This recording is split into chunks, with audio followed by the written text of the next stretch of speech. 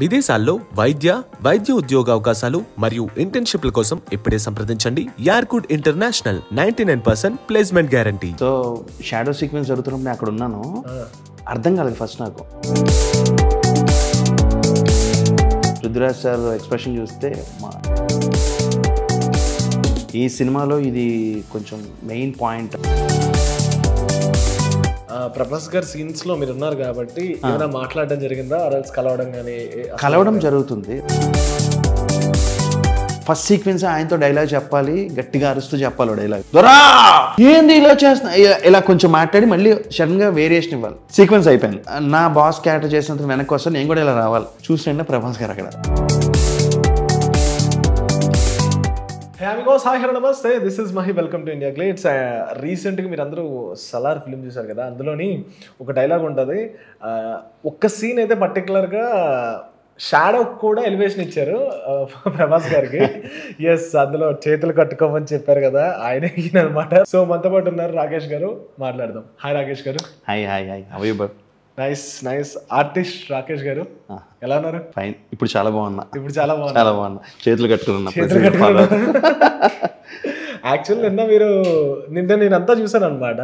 నిజమే, యాక్చువల్ ఆ సీన్ లో ప్రభాస్ గారి షాడో కూడా ఎలివేషన్స్ ఇచ్చారు ఆయన. సో షాడో సీక్వెన్స్ జరుగుతున్నప్పుడు నేను అక్కడ ఉన్నాను, అర్థం కాలేదు ఫస్ట్ నాకు. ఇదేంటి ఈయన చేతులు కట్టుకుంటే వాళ్ళ మీద పెట్టారు. తర్వాత ఈ పాయింట్ ఆఫ్ వ్యూ తీసినప్పుడు పృథ్వీరాజ్ సార్ ఎక్స్ప్రెషన్ చూస్తే ఏంటి ఏదో అద్భుతం జరగబోతుంది అనిపించింది. ఆ సిచ్యువేషన్ అనమాట అది. పర్టికులర్ ఆ సీక్వెన్స్ అయితే సెకండ్ హాఫ్ లో చాలా బాగుంటది. మొత్తం సినిమాకి ఆ సీక్వెన్స్ సూపర్ ఉంటుంది. అంటే యాక్చువల్ నాకు ఈ క్యారెక్టర్ వచ్చినప్పుడు కూడా నాకు ఫస్ట్ చెప్పింది వాళ్ళే. ఫస్ట్ చెప్పిన పాయింట్ అదే నాకు. ఈ సినిమాలో ఇది కొంచెం మెయిన్ పాయింట్. ఇక్కడ నుంచి హీరో ఎలివేషన్ అనేది ఇంకోలా ఉంటుంది, అలాంటి సీక్వెన్స్ లో నువ్వు ఉన్నావు అని చెప్పారనమాట. సో ఆ డైలాగ్ ఒకసారి చెప్తారు మా కోసం? ఇప్పుడు వద్దు బ్రో, అది ఒక్కటి మాత్రం వద్దు, ఎందుకంటే ఆ డైలాగ్ వర్షన్ వరకు నేను మాట్లాడద్దు అని కొంచెం అనుకున్నా. అంటే లైక్ నేను చెప్పే సీక్వెన్స్, నేను ఏ డైలాగ్ చెప్తానో అది కొంచెం గెస్ చేయడానికి ఛాన్స్ ఉంటుంది, ఆడియన్స్ ఛాన్స్ ఉంటుంది. అందుకే ఒకటి, ఎందుకంటే షౌట్ అది గట్టిగా ఉంటుంది అనమాట. అంటే సీక్వెన్స్ అయితే చెప్తాను. ఇది పృథ్వీరాజ్ గారు ఎక్కడైతే ఉంటారో, వరదరాజ్ మన్నార్ క్యారెక్టర్ వచ్చినప్పుడు ప్రభాస్ గారు సపోర్ట్గా వస్తారు. ఇప్పుడు చాలా మంది మీ అందరూ చూస్తుంటారు కాబట్టి చెప్తున్నా. ఆ సపోర్ట్ వచ్చినప్పుడు పృథ్వీరాజ్ గారిని కొంచెం కెండిల్ చేసే పర్సన్స్ ఒక టీం ఉంటారు. ఆ టీంలో నేను లైక్ హెంచ్మెన్ టైప్ బాస్ ఉంటాడు, తన పక్కన ఉంటా. నేను ఇంకా ఎక్కువ ఇరిటేట్ చేస్తూ ఉంటా. ఆయన ఎక్కడ కనిపించినా కొంచెం అరవడం అలా చేస్తూ ఉంటాను అనమాట, ఆయన డిస్టర్బ్ చేయడం అది. సో ఆ రోల్ అనమాట అదే. సో రాకేష్ గారు ఏంటి, ఎప్పటి నుంచి స్టార్ట్ అయింది మీ ఆర్టిస్ట్ కెరియర్? 2012 అండి. నా ఫస్ట్ ఫిల్మ్ వచ్చి డీ ఫర్ దోపిడీ. నా ఫస్ట్ ఫిల్మే డీ ఫర్ దోపిడీ. సందీప్ కిషన్ గారు, వరుణ్ సందేశ్, సందీప్ కిషన్, నవీన్ పోలిశెట్టి, నేను, నాని గారు కదా దానికి ప్రొడ్యూసర్, సమర్పణ నాని గారు, Rajan DK production, family man series వాళ్ళు ప్రొడక్షన్. అది ఫస్ట్ ఫిల్మ్. దాంట్లో వన్ ఆఫ్ ద లీడ్గా చేశాను. ఆ తర్వాత ఇంకా కెరీర్ అక్కడి నుంచి స్టార్ట్ అయింది. 2013 కోయిన్సిడెన్స్ ఏంటంటే 2013 డిసెంబర్ 25th రిలీజ్ అది. ఇది డిసెంబర్ 22nd రిలీజ్. అదే 11 years తర్వాత మళ్ళీ 2023 డిసెంబర్లో ఈ సినిమా వచ్చింది. మళ్ళీ ఇప్పుడు అంత ఆ టైప్ ఆఫ్ ఇది వస్తుంది అనమాట. ఆ సినిమా ఫియస్లీ అయ్యో అంటే నేను ఫస్ట్ సినిమా యాక్ట్ చేసినప్పుడు నాకు అవకాశం వచ్చినప్పుడు ఆర్ఎఫ్సీలో షూటింగ్ అన్నప్పుడు షూటింగ్ వెళ్తాం కదా. ఇప్పుడు మీరు ఎప్పుడైతే కొత్త ప్రపంచం చూస్తాం అనుకున్నారో ఆ ప్రపంచాన్ని నేను అప్పుడు చూసా. అంటే నేను వెళ్ళినప్పుడు ఏంటంటే చుట్టూ ఓవరాల్గా అవన్నీ చూసి నేను ఏంటంటే ఇది హైదరాబాద్ కాదు, వాళ్ళు అనుకున్న సెట్ కాదు, ఖాన్సారా అనే పేరు తెలియదు అప్పుడు, మహారా సెట్ అనేవారు. తర్వాత ఈ ఆర్ఎఫ్సీలో జరుగుతుంది అనేది తెలుసు. ఆడ వెళ్తే ఏంటంటే చూసి మొత్తం అటు ఇటు చూసుకున్నాక ఈచ్ అండ్ ఎవ్రీ డీటెయిలింగ్ ఉంటుంది. సో మరి పార్ట్ 2లో కూడా ఏమైనా కంటిన్యూ ఇది ఉందా? అంటే యాక్చువల్ తెలియదు, అంటే నాకు ఎగ్జాక్ట్గా కంటిన్యూ అవుతుంది తెలియదు. But as per the story ఏమైనా ఛాన్స్ ఉంటుందేమో, మేబీ ఉండకపోవచ్చు కూడా, కానీ ఉంటుందని అనుకున్నా. లేదు అసలు చేయలే. పార్ట్ 1 చేశారు. పార్ట్ 2 కూడా విల్ టేక్ మచ్ టైం, ఎందుకంటే అంటే వాళ్ళు కథ అనుకున్నప్పుడే వాళ్ళు పార్ట్ 2 కొంచెం గ్యాప్ తీసుకుందామని అనుకున్నారంట. నేను విన్నది అది కూడా రీసెంట్ ప్రశాంత్ సార్ ఇంటర్వ్యూలో. సో పార్ట్ 2కి షూట్ ఏం చేయలేదు అసలు, ఓన్లీ పార్ట్ 1 మాత్రమే చేశారు. సో రాకేష్ గారు డీ ఫర్ దోపిడీ తర్వాత ఇంకా ఫిల్మ్స్ చేశారు మీరు? తర్వాత సినిమా చూపిస్తామా, హైపర్, కొన్ని వెబ్ సిరీస్లు, ఈ ఆఫీస్లో ఒక వెబ్ సిరీస్, అంటే కొంచెం పాపులర్ చెప్తున్నా కాకుండా చిన్న చిన్నవి చాలా చేశాను. ప్రాబ్లం ఏమైందంటే మధ్యలో నేను ఒక ఓటీటీ ప్లాట్ఫామ్ స్టార్ట్ అవుతుందని వాళ్ళకి నేను ఒక 3 to 4 వెబ్ సిరీస్లు కంప్లీట్ చేసాం. అరౌండ్ 2 months ఒకటి 2-3 months ఒకటి అలా చేసాం. అది ఇంకా లాంచ్ కాలేదు. అది లాంచ్ అయితే మైట్ బి చాలా హెల్ప్ అవుతుంది నాకు. అందులో కూడా చాలా మంచి క్యారెక్టర్స్. ఇప్పుడు ఈ సలార్ కమిట్ అయ్యాక నేను ఏది చేయలే. అంటే ఏమవుతుందంటే కమిట్ అవుతున్నాను, ఏదో ఇంకోటి చెప్తున్నారు, వీళ్ళు డేట్స్ క్లాష్ అయిపోతున్నాయి. ఇంకా తర్వాత ఒకటి అలా జరిగింది, వాళ్ళు కొంచెం సీరియస్ అయ్యారు. నువ్వు పెద్ద సినిమా చేస్తున్నావు ఎందుకు కమిట్ అయ్యంటే, లేదు సార్ ఇలా అయింది అనగానే షూట్ ఇంకా స్టార్ట్ అవ్వకముందే డ్రాప్ అయిపోయా. అప్పుడు ఫిక్స్ అయిపోయాను ఇంకా వద్దు, మనం కంప్లీట్ అయ్యేదాకా ఏది చేయకూడదు అసలు రిస్క్ అని. సో ఇప్పుడు సలార్ గురించి వస్తే ప్రభాస్ గారి సీన్స్ లో మీరు ఉన్నారు కాబట్టి ఏమైనా మాట్లాడడం జరిగిందా, కలవడం కానీ? కలవడం జరుగుతుంది రెగ్యులర్, రోజు విష్ చేస్తాం, కలుస్తాం, అంతా మాట్లాడడం అనేది అంత ఇది రాలేదు. అయితే ఆ రీజను ఆయన మెగాస్టార్ సూపర్ స్టార్ అనేది కాదు. ఎందుకంటే మీరు వెళ్ళి మాట్లాడి హలో సార్ నేను మహి అనగానే మహి ఎలా ఉన్నా అలా మాడేస్తారు ఆయన. బట్ అక్కడ ఉన్న సిచ్యువేషన్ వేరు, ఆ మూడ్ లో ఉంటారు. ప్లస్ అది యాక్షన్ సీక్వెన్స్.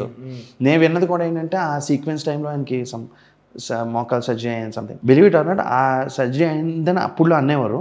అది జరిగినప్పుడు 20 days ఇంచుమించు ఫైట్ సీక్వెన్స్ చేశారు, మహారా ఫైట్. మనం అనుకుంటాం కదా ఆయన ఇప్పుడు గ్లోబల్ స్టార్, వరల్డ్ స్టార్, ఇలా ఏం లేదు. అంత ప్రెషర్లో కూడా వచ్చి అంత ప్లెజెంట్గా అంత కూల్గా ఆ ఫైట్ అంతా కంప్లీట్ చేస్తారు. మహారా ఫైట్ మీరు సినిమా చూసారు, చాలా పెద్ద ఫైట్ అది. అండ్ సినిమాకి చాలా ఎలివేటెడ్ ఆయువు పట్ట సినిమా ఒక రకంగా ఆ సినిమాకి. అది ఆ సీక్వెన్స్లో కూడా చాలా ఎఫర్ట్ పెట్టి సినిమా మొత్తంలో అసలు బాగా వచ్చిన కాంప్లిమెంట్స్ ఏంటంటే ఆయన బాడీ లుక్ కానీ ఇదంతా సినిమాలో. అంటే చాలామంది తెలిసింది ఏంటంటే మనం సింపుల్గా అనేస్తాం ఏంటంటే చూసి ప్రభాస్ ఫేస్ ఇలా అయిపోయింది చాలామంది పెడుతూ ఉంటారు కదా. బిలీవ్ ఇట్ ఆర్ నాట్, వాళ్ళు ఎంత కేర్ తీసుకుంటారంటే ఒక చిన్న నేను నా కళ్ళతోనే చూశాను. అంటే ప్రశాంత్ సార్ కూడా అలాగే చెప్తారు, ఒక సీక్వెన్స్లో కత్తిలా అని ఇలా అనాలి అంటే దానికి ఆయన అనుకున్న మూడ్ వచ్చేదాకా, ఈయన యాక్సెప్ట్ చేసేదాకా కూడా చేస్తూ ఉంటారు. ప్రభాస్ ఇంత గ్లోబల్ స్టార్, ఈయనకి రెండో టేక్ ఎందుకు ఉంటుంది, ఇలా చాలా నన్ను అడిగేవారు. ప్రభాస్ మావాడు ఎలా చేస్తాడు, సింపుల్గా టప్లా చేస్తాడు, చాలా కేర్ తీసి చేస్తారు. మనం చాలా కేర్ తీసుకుని ఈజీగా చేస్తారు. ఫస్ట్ థింగ్ ఆయన మొత్తం మెంటల్గా ప్రిపేర్ చేసుకుని. ఎందుకంటే ఫస్ట్ డే నాకు బెస్ట్ ఎక్స్పీరియన్స్, ఫస్ట్ సీక్వెన్సే నేను వెళ్ళినప్పుడు పృథ్వీరాజ్ సుకుమారన్ గారి కాంబినేషన్. నేను ఆయన ఫిల్మ్స్ మ్యాక్సిమం చూస్తూ ఉంటా, డబ్బింగ్ పరంగా కూడా కొంచెం చూస్తూ ఉంటాం కదా డబ్బింగ్ సినిమాలు. ఫస్ట్ సీక్వెన్స్ ఆయనతో డైలాగ్ చెప్పాలి, గట్టిగా అరుస్తూ చెప్పాలి డైలాగ్. నేను చూసిన దొరా అని అరిచి ఏంది ఇలా చేస్తున్నా, ఇలా కొంచెం మాట్లాడి మళ్ళీ సడన్గా వేరియేషన్ ఇవ్వాలి, అంత బిగ్గరగా చేయాల్సి వస్తుంది. సీక్వెన్స్ అయిపోయి నా బాస్ క్యారెక్టర్ చేసినంత వెనక్కి వస్తే నేను కూడా ఇలా రావాలి. చూసినంటే ప్రభాస్ గారు అక్కడ ఫస్ట్ టైం సెట్, ఆయన చూడడమే ఫస్ట్ టైం లైఫ్లో నేను. మనకి చూసినంటే ఎలా ఉంటుంది, ప్రభాస్ ఇక్కడ అనుకుంటాం కదా. యాక్చువల్గా మామూలుగా ఒక కామన్ ఆడియన్గా నేను ఆయనే అని వెళ్ళిపోవాలి. నేను చూసినంటే అదే లుక్ అని వెళ్ళిపోయాను. నాకు లోపల దడ అనమాట. అంటే ఏంటి ప్రభాస్ నేను చూసిన అసలు ఏముండదు ఆయనకి. పొద్దున్న వెళ్ళి అన్న ఆయన హాయ్ అంతే. తర్వాత ఆయన వర్క్లో ఉంటారు. కానీ మనం వెళ్ళి పలకరించినప్పుడు కూడా ఎవడి క్యారెక్టర్ చేస్తారు ఏముండవు ఆయనకి. ఈవెన్ టీంలోనే ఉండవు first thing. Even Prashanth sir చాలా క్లియర్గా ఎక్స్ప్లెయిన్ చేస్తారు, ఇది సీన్ ఇదమ్మా, ఇది డైలాగ్ ఇలా చెప్పాలి అలా. గ్రేట్ ఆపర్చునిటీ అంతే. అసలు మొత్తం ఆ సీక్వెన్స్ ఫైట్ సీక్వెన్స్ ఎన్ని డేస్ అయింది తీయడానికి? అరౌండ్ ఒక 15-20 days అయింది. మా సీన్ ఓన్లీ 15-20 days చేశారు. అంటే షూట్ అయిపోయాక మళ్ళీ ప్యాచ్లని మళ్ళీ ఆయన ఒకసారి చూసుకున్నాక నాకు ఇక్కడ కొంచెం లేదు, మళ్ళీ ఇంకోసారి రీషూట్ పెడదామని అలా అన్నీ కలుపుకొని ఒక 15-20 days పైన. అంటే ఆయనకి అయిన స్టార్టింగ్ ఫైట్ అంతా 15-12 days అలా అయిపోయింది. తర్వాత ఈ ప్యాచ్లు యాడింగ్స్ అన్నీ కూడా. అండ్ కమింగ్ టు రాకేష్ గారు, ఇప్పుడు మీరు కొన్ని ఫిల్మ్స్ చేశారు. ఇప్పుడు మీరు అన్నట్టు ఇందాక మీరు మాట్లాడుతున్నప్పుడే అనిపించింది, చాలా మటుకు మనం చేసిన సీక్వెన్సెస్ మొత్తం ఉంటాయని కూడా మనం చెప్పలేం, కొన్ని ఎడిట్లో పోతూ ఉంటాయి. అలా సలార్కి ఇప్పుడు చెప్పారు, ఇంకా ఏవైనా సినిమాలో బాగా డిసప్పాయింట్ అయిన అంటే ఒకటి ఉంది మహి గారు. ఇక్కడ ఏంటంటే మనం చాలా అనుకుంటాం, మనం కష్టపడి చేసాం సినిమాలో. నేను బిలీవ్ ఇట్ ఆర్ నాట్ నావి ఆ 3 సినిమాలు జరిగినాయి. ఒకటి బాబు బంగారం, అజ్ఞాతవాసి చిన్నదే, ఇంకొకటి డిస్కో రాజా. డిస్కో రాజాకి ఏంటంటే నాకు ఒక పర్సన్ నుంచి మంచి అప్రిసియేషన్ కూడా వచ్చింది ఆ సీన్కి. ఆ 3 సీక్వెన్స్లు పోయినాయి. తర్వాత ఏంటంటే నాకు అర్థమైంది ఏంటంటే సినిమా అనేది ఒక కథను చెప్పాలనుకుంటారు. ఆ కథలో మన మీద మన పెర్ఫార్మెన్స్ నచ్చో, ఆ సీన్స్ బాగా అవుతున్నాయనో, సిచ్యువేషన్ పండుతుందనో కొన్ని పెడతారు. ఎగ్జాంపుల్ బాబు బంగారం చెప్తాను నేను, అంటే ఇప్పుడు ఎలా లేదు కాబట్టి చెప్తాను. అది నేను ఒక సీక్వెన్స్ చేశాను వెంకటేష్ గారి కాంబినేషన్లో. సమ్ పలానా పర్సన్ ఒకళ్ళు చనిపోయారు అని చెప్పాలి జర్నలిస్ట్. అంటే ఐఎమ్ నాట్ క్రిటిసైజింగ్ ఎనీబడి, ఆ పర్సన్ యాటిట్యూడ్ అలా ఉంటే ఎలా ఉంటుందని నేను ఊహించుకున్నాను. అది సార్ ఆయన చనిపోయారు కదా సార్, మీరు ఎలా ఫీల్ అవుతున్నారు సార్ అంటాను. అర్థమైంది మీకు? అంటే ఇదేంటి అంటే ఈడు పర్సెప్షన్ ఏంటంటే చచ్చిపోతే ఏంటి చెప్పండి సార్ మీరు, ఈ సెన్స్ నేను ఫీల్ అయ్యాను. అది వాళ్ళు యాక్సెప్ట్ చేశారు, ఇంక్లూడింగ్ వెంకటేష్ బాబు గారు. బాగుంది, నైస్, సేమ్ చేయమ్మా అని చెప్పారు. సినిమాలో లేదు అది, అంటే లాస్ట్లో కథ కొంచెం చేంజ్ చేయడం మిస్ అయింది. బాధ వేస్తుంది, కానీ ఏంటంటే నాకు అర్థమైంది సెన్స్లెస్ కదా అది. కథ ఇప్పుడు వాళ్ళ సినిమా తీసేది నన్ను లేకపోతే ఒక ఆర్టిస్ట్ను ఆ సీన్ను ఎలివేట్ చేయడం కాదు, స్టోరీ అనుకున్నది రావడానికి. అలా ఎడిటింగ్లో పోయిన సినిమాలు చాలా ఉన్నాయి నాకు. సలార్లో నాకు అలా జరగలే. సలార్లో నాకు ఒకే ఒక్క సీన్స్ ట్రిమ్ అయ్యాయి. ఆ ట్రిమ్ కూడా ఏంటంటే సెన్సిబుల్ ట్రిమ్ అనమాట. అది మనం పెట్టినా కూడా దానివల్ల సినిమాకి ఫుటేజ్ వేస్ట్ తప్ప ఏం లేదు అక్కడ. అవి ట్రిమ్ చేసి ఎగ్జాక్ట్ వాళ్ళకి కావాల్సిన తీసుకున్నారు. ఎక్కువ ట్రిమ్ ఏం అవ్వలేదు, ఎక్కువ ఎడిట్ కానీ అవ్వలేదు. అది advantage. Hi, this is Avika Gaur. Please subscribe to India Glitz. Please subscribe India Glitz Telugu. Hi, this is Raj Tarun. Please subscribe to India Glitz. Hello guys, Jashwant Jesse here. Please subscribe our channel, our favorite channel, India Glitz. Like, share, subscribe and press the bell icon.